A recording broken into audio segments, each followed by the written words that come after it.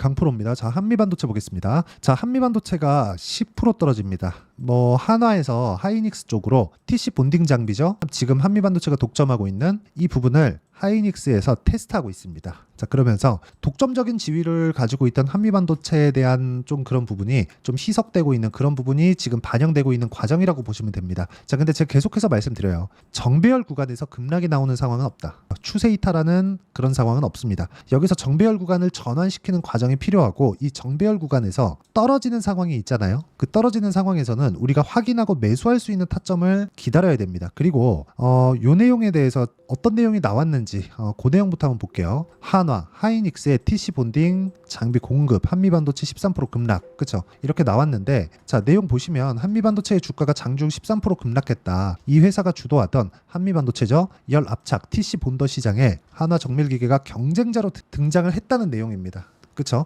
자, 우리가 이 내용을 한번 봅시다. 엔비디아에서 지금 하이닉스에서만 뭐라고 있죠? HBM을 공급받고 있죠, 거의. 그쵸? 근데 이게 엔비디아 입장에서는 좋을까요? 아닙니다. 가격 협상력이나 그런 부분을 봤을 때 삼성전자가 무조건 붙어줘야 돼요. 삼성전자가 생산 능력이 훨씬 더 크니까. 근데 여기서 삼성전자가 늦어지면 늦어질수록 하이닉스가 1등 자리를 고수하고 엔비디아도 이쪽에 대한 잠시까지는 안 당하겠지만 이쪽에 조금 이 협상력을 잃어갈 수 있는 그런 상황이 됩니다. 왜? 에 대한 성능에 대한 요구치는 점점 더 높아지고, 그러려면 HBM이 필요하다는 거죠. 이런 부분을 지금 하이닉스와 한미반도체의 관계라고 생각하시면 됩니다. HBM은 생산을 지속적으로 해야 되는데 한미반도체에서 만드는 물량은 정해져 있고, 이걸 더 늘리기 위해서는 단가를 높여줘야 되고, 그러면 그럴수록 하이닉스에 대한 뭐가 필요하죠? 이익률 자체가 떨어질 수 있잖아요. 이런 부분이 지금 반영된 결과입니다. 그렇죠? 이거는 한 번은 넘고 가야 될 그런 문제입니다. 뭐 독보적인 기술력이 있다, 이것보다 더 중요한 게, 그쵸? 하이닉스 측에서 이런 내용 자체를 그렇게 달가워하지 않는다는 거죠. 그쵸? 이거는 어쩔 수 없는 그 내용이라고 보시면 돼요. 근데 제가 말씀드리고자 하는 건, 이 구간에서 우리가 봐야 되는 건 뭘까요? 정배열 구간에 있다는 겁니다. 그리고 단기 상승폭이 나옴에 따라서 여기 62평가의 이격도가 24% 정도가 벌어졌어요. 그쵸? 한 30% 가까이 벌어져 있는 그런 상태고, 시가총액도 보면 지금 15조 이상이었기 때문에, 그쵸? 어느 정도 수준의 조정은 받아야 되는 그런 상황이 있었습니다. 이 구간에서 우리가 봐야 되는 내용은 이격도를 어느 정도까지 조절을 해 갈 것인지, 그 내용에 대해서 판단을 해야 되고요. 이 내용에 대한 부분을 우리가 체크하고 이해하기 위해서는 다른 종목에 대한 상황, 그리고 다른 반도체 종목군들에 대한 상황을 어떤 식으로 돌아가는지를 한번 체크를 해봐야 됩니다. 이 내용부터 한번 보셔야 되는데, 한미반도체가 올라가는 과정마다 뭘 만들었죠? 신고가 구간을 만들었습니다. 이쪽에서는 뭐였죠? 계속해서 무조건 정배열 구간을 유지를 했었다는 부분이 있습니다. 그쵸? 자, 그렇다는 건 하방 경직성은 어디서 발생할 수 있죠? 22평과 62평입니다. 근데 오늘 하락한 이 지금 가격대가 어느 정도까지 해서 수렴해 있죠? 22평입니다. 22평가의 이격도는 이제 없어요. 그러면 여기서 22평을 이탈하기 위해서는 10일과 20일, 그리고 5일과 20일에 대한 배열도 전환이 필요하죠. 이 배열도가 전환되기 전까지는 62평까지 내려갈 수는 있겠지만 단기간에 반등이 가능하다. 그렇죠? 그런 과정에서 이 고점 구간까지 왔을 때의 상황을 체크해야 될 필요가 있다. 그렇죠? 이렇게까지 말씀드리면 약간 조금 이해하기가 어려울 수 있을 것 같아서 제가 실제 매매 내용을 가지고 이야기를 드려볼게요. 자, 두산에너빌리티입니다. 자, 최근에 아직 이거는 제가 매도까지는 한 종목이 아니에요. 매수만 2번 했는데, 자, 내용 보시면 제가 돌파하는 구간에 매수를 했다는 점이 중요합니다. 그쵸? 두산에너빌리티예요. 최근에 원전 관련주 엄청 좋죠. 근데 두산에너빌리티를 제가 매매한 원리가 있어요. 원리. 기준치가 있습니다. 그게 뭐예요? 먼저 선행적으로 강한 움직임을 보인 종목군이 있어서입니다. 그게 두산입니다. 자, 두산 보세요. 고가 돌파 똑같죠. 그리고 나서, 그쵸? 상승하는 상황이 나오기 전에, 즉 확인하고 매수를 했다는 거죠. 그랬을 때 14.7%의 수익. 자, 다른 종목 볼게요. 두산이 나오고 나서 뭐가 나왔나요? 우리기술입니다. 우리기술. 그쵸? 우리기술도 뭐예요? 돌파하는 그 이후에 매매를 했을 때 23% 정도의 상황이 발생을 했죠.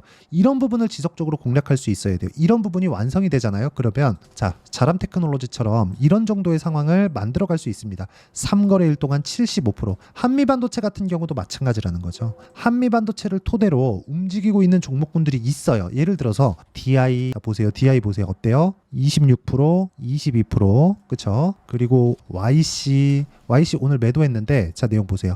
8% 수익, 17% 수익, 그쵸? 20% 수익 계속해서 수익을 내고 있죠. 어디서? 고가 돌파 구간에서. 아직까지 한미반도체에 대한 상황은 전혀 걱정할 필요가 없다는 겁니다. 근데 무조건 우리가 싸게 살라고 노력을 하면 한미반도체 같은 종목군들을 애초에 매매하지 못했겠지만 한미반도체는 지금 비싸게 사신 분들도 있을 겁니다. 그런 분들은 지금 약간 좀 걱정이 되실 수도 있는데 다시 말씀드리지만 걱정하실 필요 없고 가장 중요한 건 가격에 대한 위치가 어느 정도까지인지를 파악하는 게 중요하고요. 이런 부분을 파악했을 때 이런 정도의 매매가 가능하다는 점을 이해를 하셔야 되고 이러려면 이격도에 대한 판단이 필요하다. 그래서 제가 실제 제 매매 내역을 보여드린 겁니다. 자, 그리고 여기 오늘 같은 경우에도 그래요.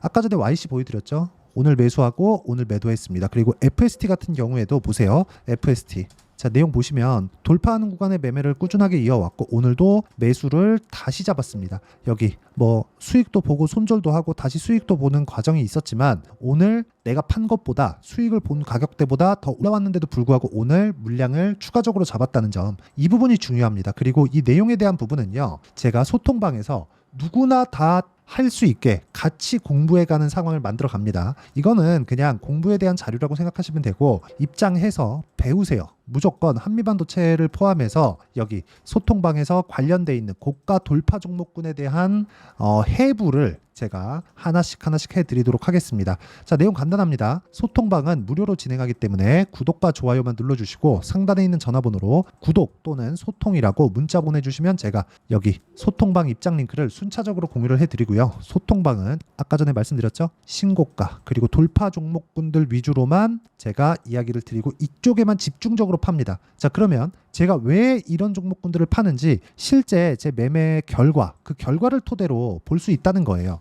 예를 들어서 이게 업종별 뭐 구분지어서 그러는 게 아니라 이건 로봇입니다. 제가 바이오도 보여드리고 반도체도 보여드리고 여러 종목들을 다 보여드렸는데 원전도 보여드렸죠. 근데 여기 로봇도 마찬가지라는 거죠. 로봇도 몇 프로예요? 47%. 근데 매매하는 과정에서 뭐가 나와요? 손절이 나온다는 거죠. 근데 이 구간에서 외봉으로 떨어지는 상황은 없다. 그리고 무엇보다 그쵸? 한미반도체 같은 경우에는요, 지금 눈에 보이는 악재가 있어요. 그쵸? 한화에서 붙었잖아요. 그리고 그걸 하이닉스에서 받아줬잖아요. 그쵸? 그러면 하이닉스에서 견제하려는 건지 실제 그만큼 기술력이 올라온 건지 그건 모릅니다.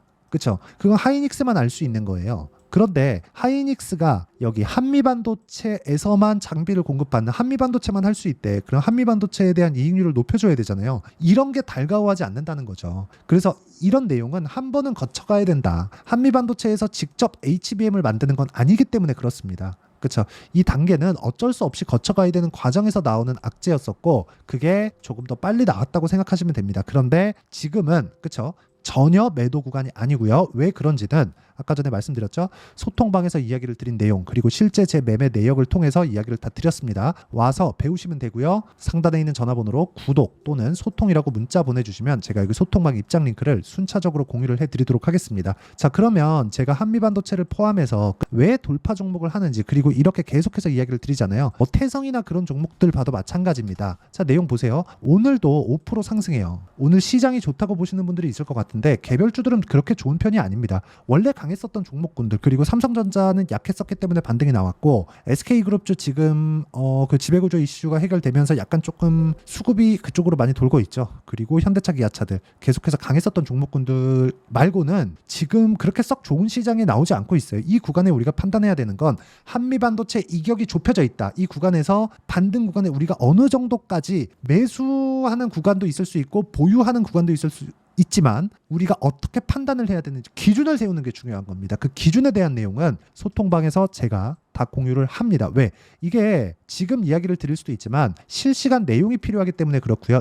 이 내용에 대한 원리가 있겠죠. 그 원리는 여기 한미반도체의 단기 보유 전략으로 내용 준비를 해놨습니다. 단기는 제가 뭐라 그랬죠? 단기는요 2주입니다. 2주. 그리고 아까 전에 제가 매매 내역을 토대로 이야기를 드렸죠. 2주 동안 내가 수익 전환을 어떻게 시킬 것인가. 지금 한미반도체가 급락이 나왔는데 급락 구간에서 매수를 기다렸다가 했을 때 어떻게 2주 안에 수익 전환을 시킬 것인가에 대한 내용을 제가 준비를 해놨습니다. 그리고 그 내용을 토대로 한미반도체의 실시간 타점을 제가 문자로 공유를 해드리도록 할 테니까 상단에 있는 전화번호로 한미라고 문자 보내주시는 분들에 한해서만 제가 단기 보유 전략 그리고 실시간 타점을 문자로 공유를 해드리도록 하겠습니다. 자, 내용 정리하면 그렇습니다. 한미반도체는 고가 돌파 종목입니다.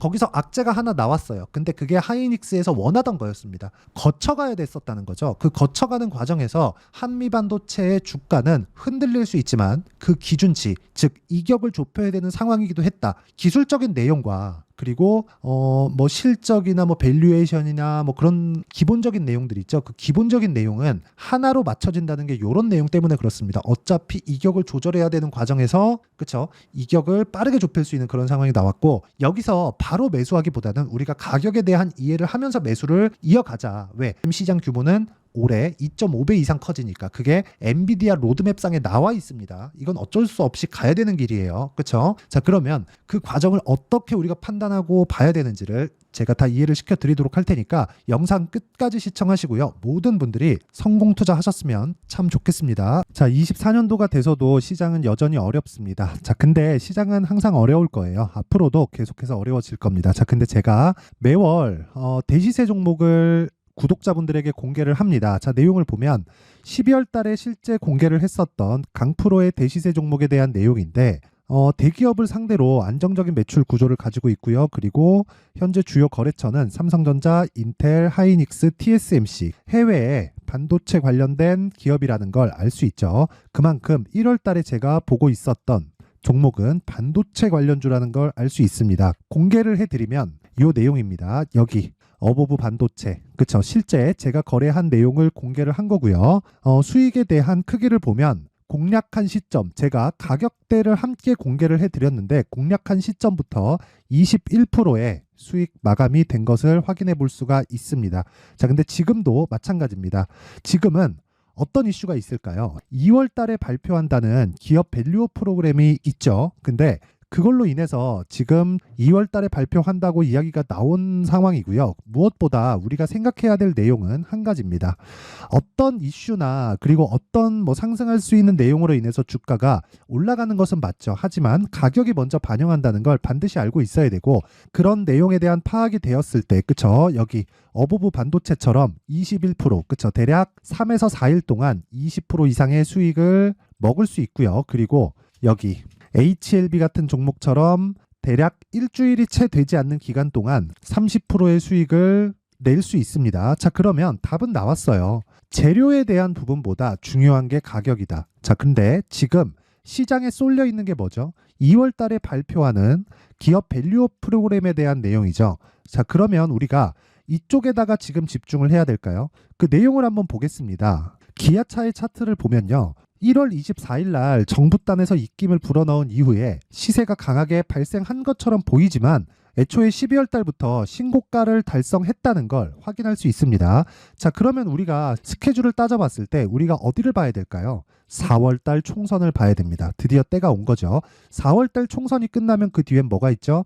대선 전국으로 들어갑니다. 그러면 우리는 4월 달 총선부터 시작해서 대선까지 이어질 수 있는 종목을 찾는 게 정말 중요합니다. 그게 정부 정책의 방향과 그리고 스케줄에 맞춰서 가는 거예요. 정치적인 상황에 따라서 주가가 움직이는 걸 우리는 수도 없이 많이 봐왔기 때문에 스케줄에 맞춰서 가는 게 지금으로서는 답이 될 수 있습니다. 그리고 무엇보다 어느 정도의 시세를 내는지 그 첫 번째 단계인 상황을 그쵸 제가 12월 달 밝혀드렸었던 대시세 종목으로 이미 공개를 해드렸기 때문에 그쵸 어떻게 제가 매매를 했는지까지 다 보여드렸습니다. HLB처럼 그쵸 31.9% 걸린 시간은 4일밖에 되지 않죠. 이 종목을 제가 가격과 그리고 어떤 종목인지를 애초에 12월 달부터 공개를 한 겁니다. 자, 그러면 지금도 마찬가지예요. 앞서서 제가 말씀드렸었던 23년도에 했었던 여러 가지 종목들이 있죠. 한미반도체 같은 종목들도 여기 소통방에서 모두 공개를 해서 실제로 10,000원부터 60,000원까지 상승한 내역이 있고요. 왜 공략을 했는지를 제가 다 공개를 해드렸습니다. 근데 지금도 마찬가지라는 거죠. 정부 정책의 방향에 맞춰서 또는 선거 스케줄에 맞춰서 매매를 이어가야 될 때가 됐고요. 제가 총선 관련된 큰 시세가 나올 수 있는 대시세 종목을 준비를 해놨습니다. 길게 말씀드리지 않겠습니다. 모든 종목들은 신고가를 달성하면서 대시세 준비를 하게 되고요. 신고가를 공략했을 때 내가 시장에 주도주를 잡을 수 있는데 지금은 총선에 집중하는 게 맞다. 그래서 총선 관련된 그리고 대선까지 이어질 수 있는 종목을 준비를 해놨는데 지금부터 준비를 하셔야 나중에 고가에 올라가서도 꾸준하게 매매를 이어갈 수 있습니다.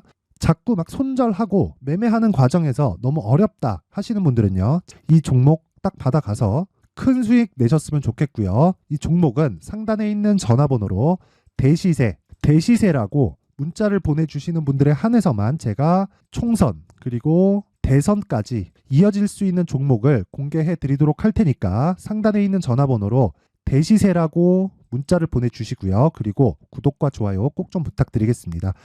시장은 정말 어렵습니다. 자, 그래서 모든 분들이 성공 투자하셨으면 좋겠고요. 기본적으로 가격에 대한 파악을 하면서 큰 수익을 내셨으면 좋겠습니다.